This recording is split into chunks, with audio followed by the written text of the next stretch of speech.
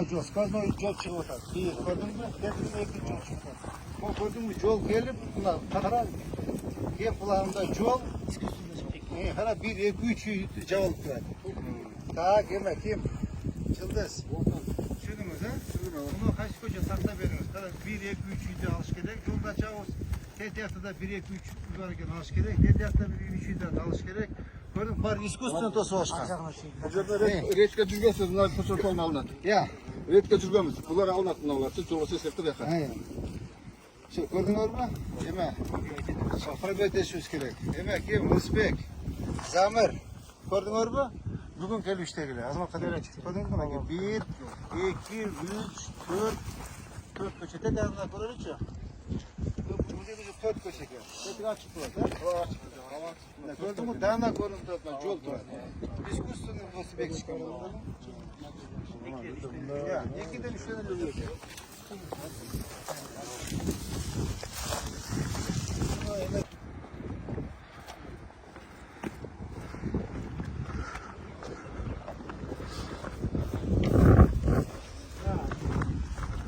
Bu yerde daha. Ömer, zamirek başış. Zamirek başış.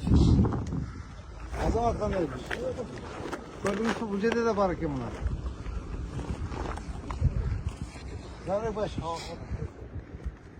kim bunlar? Sen kara. Bir, bu tarafta. Gördün mü bunlar? Var mı? Açıyoruz gerek. Yaşlı dışarı çeyin. Yaşlı direkt şarkıda çeyiyor. Şunları atış gerek ama. Hey.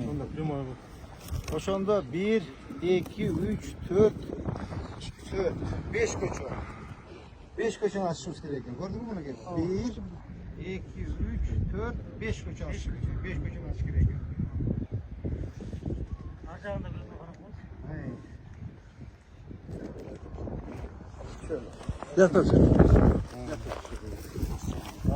Paraçı bozduk. Ne oldu başka?